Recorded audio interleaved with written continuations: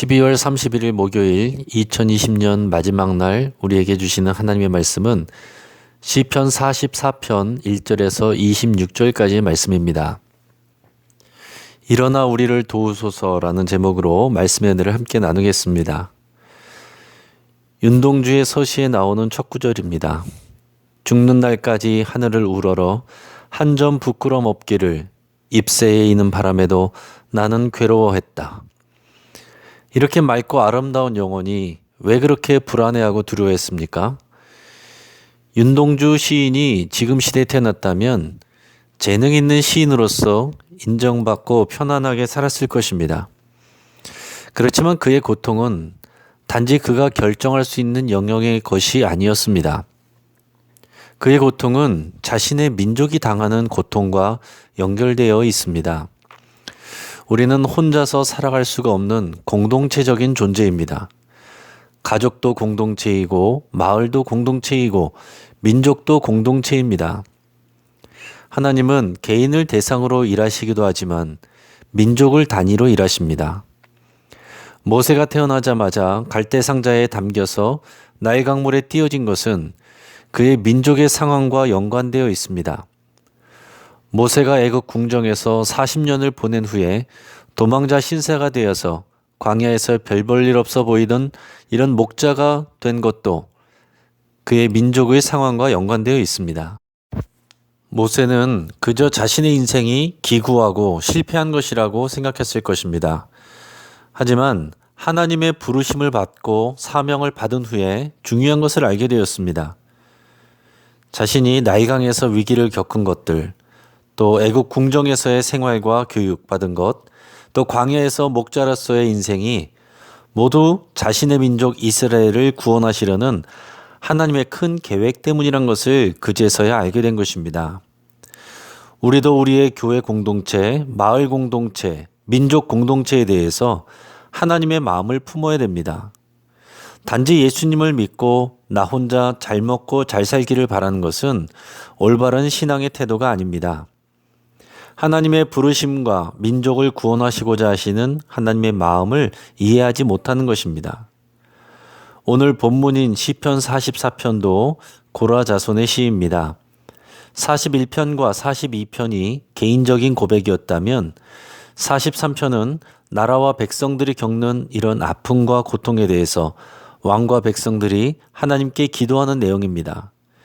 이 시편을 통해 우리 자신과 민족을 향한 하나님의 마음을 가슴에 새길 수 있기를 주의 이름으로 축복합니다. 오늘 1절에서 3절까지의 말씀을 읽겠습니다. 하나님이여, 주께서 우리 조상들의 날, 곧 옛날에 행하신 일을 그들이 우리에게 일러 주매 우리가 우리 귀로 들었나이다. 주께서 주의 손으로 뭇 백성을 내쫓으시고 우리 조상들을 이 땅에 뿌리박게 하시며 주께서 다른 민족들은 고달프게 하시고 우리 조상들은 번성하게 하셨나이다. 그들이 자기 칼로 땅을 얻어 차지함이 아니요 그들의 팔이 그들을 구원함도 아니라 오직 주의 오른손과 주의 팔과 주의 얼굴의 빛으로 하셨으니 주께서 그들을 기뻐하신 까닭이니이다. 아멘. 지금 본문의 상황은 정확히 시기가 언제인지 알 수가 없습니다. 앞선 시편들처럼 바벨론 포로기 상황일 수도 있고 이후에 있었던 페르시아의 전쟁 시기 또는 마카비 전쟁 때로 추측되기도 합니다. 일반적으로는 바벨론 포로기 때로 여겨집니다. 시인은 자신의 민족을 구원하시고 인도하신 하나님의 구원 역사를 회고하고 있습니다. 하나님께서 조상들에게 행하신 일들은 조상들의 입을 통해서 후손들에게 계속 전달되었습니다. 2절은 하나님께서 이스라엘 백성을 가나안으로 인도하셔서 가나안 원주민들을 몰아내고 약속의 땅에 정착하게 하신 일을 말하고 있습니다. 우상을 섬기며 악행을 일삼던 가나안 민족을 고달프게 하시고 하나님의 백성을 약속의 땅에 뿌리박게 하시고 번성하게 하셨음을 시인은 노래하고 있습니다. 자기 땅이 없이 애굽에서 노예 생활하던 이스라엘 백성들이 아름다운 약속의 땅을 차지할 수 있었던 것은 백성들의 능력과 수고 때문이 아니었습니다. 조상들이 자기 칼로 땅을 얻어 차지한 것이 아니라 주의 오른손과 주의 팔과 주의 얼굴의 빛으로 하신 것임을 시인은 노래하고 있습니다. 하나님께서 이 백성을 기뻐하셨기 때문이라고 말하고 있습니다. 여러분, 개인의 삶은 민족 공동체와 철저하게 연결되어 있고 민족 공동체의 흥망성쇠는 하나님과 철저하게 연결되어 있습니다. 시인은 이것을 분명하게 인식하고 있습니다. 이러한 신앙의 태도는 우리가 반드시 배워야 될 올바른 자세입니다. 이제 4절부터 8절까지는 나로 표현되는 왕과 우리라고 표현되는 백성들의 고백이 교차되고 있습니다. 교독송 형식으로 예배 때 이 시편이 불려온 것입니다. 4절에서 8절까지의 말씀을 읽겠습니다. 하나님이여, 주는 나의 왕이시니 야곱에게 구원을 베푸소서. 우리가 주를 의지하여 우리 대적을 누르고 우리를 치러 일어나는 자를 주의 이름으로 밟으리이다. 나는 내 활을 의지하지 아니할 것이라. 내 칼이 나를 구원하지 못하리이다. 오직 주께서 우리를 우리 원수들에게서 구원하시고 우리를 미워하는 자로 수치를 당하게 하셨나이다. 우리가 종일 하나님을 자랑하였나이다. 우리는 하나님의 이름에 영원히 감사하리이다. 아멘. 나로 표현되는 왕은 하나님이 진정한 왕이심을 고백합니다. 주는 나의 왕이시니라고 고백하면서 하나님 앞에서 자신의 신앙을 고백합니다. 진정한 왕이신 하나님께서 구원해 주시기를 간청하고 있는 것입니다. 5절에서는 우리로 표현되는 백성들은 주를 의지해서 대적을 이기겠다고 선포합니다. 6절에서 다시 왕은 자신의 활과 칼을 의지하지 않을 것이라고 결단합니다. 왕권과 나라의 구원은 군사력에 있는 것이 아니라 하나님의 의지에 달려 있음을 고백하는 것입니다. 이어서 7절, 8절은 다시 백성들이 여기에 호응하면서 오직 주님께서 자신들을 원수들에게서 구원하시고 자신들의 수치를 씻어줄 것임을 고백합니다. 백성들은 또한 종일 하나님을 자랑하고 하나님의 이름에 영원히 감사할 것임을 노래합니다. 이렇게 왕과 백성들이 번갈아 가면서 하나님을 향한 신뢰를 노래하고 고백하고 있습니다. 나와 가정 공동체가, 나와 교회 공동체가 이렇게 온전히 하나님을 함께 의지하고 찬양하는 모습을 여러분 상상해 보시길 바랍니다. 하나님께서 얼마나 귀하게 여기시겠습니까? 그런 날이 속히 오기를 신뢰하고 기다리실 수 있기를 바랍니다. 하지만 9절에서부터는 이 민족이 당하고 있는 현실의 고통에 대해서 토로하고 있습니다. 그들은 이방인들의 침략에 나라를 잃었습니다. 주권도 잃고 삶의 터전도 잃었습니다. 그들이 자랑하고 의지하던 여호와 하나님은 침묵하시는 것처럼 보입니다.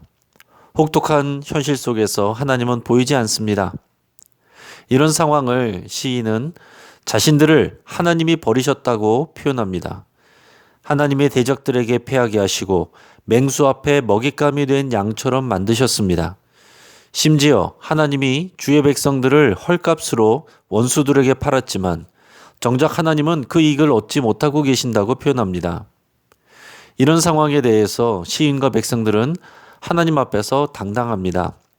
자신들은 주를 잊지 않았고 주의 언약을 어기지 않았다고 합니다. 하나님을 향한 마음이 줄어들지 않았고 주의 길을 떠나지 않았다고 단언합니다. 또한 하나님을 항상 예배했고 우상 숭배하지 않았다고 말합니다.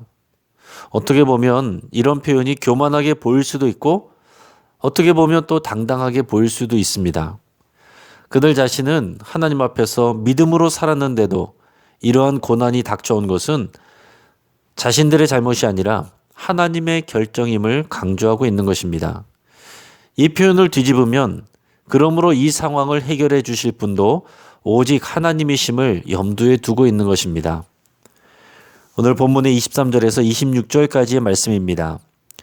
주여 깨소서 어찌하여 주무시나이까 일어나시고 우리를 영원히 버리지 마소서 어찌하여 주의 얼굴을 가리시고 우리의 고난과 압제를 잊으시나이까 우리 영혼은 진토 속에 파묻히고 우리 몸은 땅에 붙었나이다.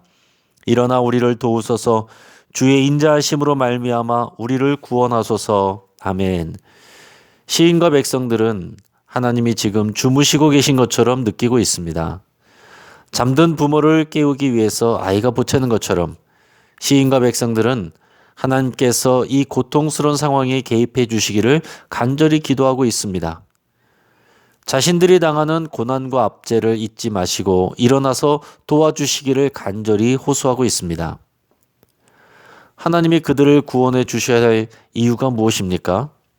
앞부분에서 자신들의 의로움에 대해서 말하기는 했지만 결국 하나님의 인자하심 때문에 하나님이 자신들을 구원해 주실 것을 기대하며 호소하고 있습니다. 하나님이 우리를 도우시고 구원하시고 죄를 용서해 주시는 이유는 우리가 선하거나 의롭거나 대단해서가 아닙니다. 전적으로 하나님의 인자하심 때문입니다. 우리는 우리 자신의 수준에 기대어서 하나님께 호소하기 어렵습니다. 우리 자신은 항상 하나님 앞에서 부족하고 부끄럽죠. 그럼에도 불구하고 하나님 앞에서 용기 내어 간절하게 기도할 수 있는 이유는 하나님이 사랑이시기 때문입니다. 우리가 구원받은 것도 우리의 고통 속에서 내일을 소망할 수 있는 이유도 하나님이 사랑이시기 때문입니다. 그래서 우리는 온통 절망할 이유밖에 없어 보이는 상황에서도 하나님만을 의지하며 기도해야 됩니다. 이제 말씀을 붙잡고 함께 기도하겠습니다. 하나님께서 우리에게 베풀어 주신 은혜를 기억하며 함께 감사 기도 드릴 수 있길 바랍니다. 우리가 하나님 앞에서 범죄한 것이 없는지 돌아보고 회개할 것이 있다면 함께 고백하겠습니다. 하나님의 인자하심을 기대하며 우리를 보호하시고 구원해 주시기를 위해서 함께 기도하겠습니다. 가정을 위해서 함께 기도하겠습니다. 믿음이 없거나 연약한 가족들에게도 하나님의 인자하심으로 은혜와 긍휼을 베풀어 주시고 믿음의 자리를 회복하는데 우리 자신을 사용하여 달라고 기도하겠습니다. 코로나로 인해서 선교지의 상황들이 모두 어렵습니다. 하지만 시인의 고백과 같이 담대하게 기도하며 이겨낼 수 있기를 위해서 함께 기도하겠습니다. 강서구와 대한민국을 위해서 함께 기도하겠습니다. 이 지역과 나라를 우리 하나님께서 다스려 주시고 남북한이 함께 하나님을 예배하는 날이 속히 오기를 위해서 힘모아 함께 기도하겠습니다.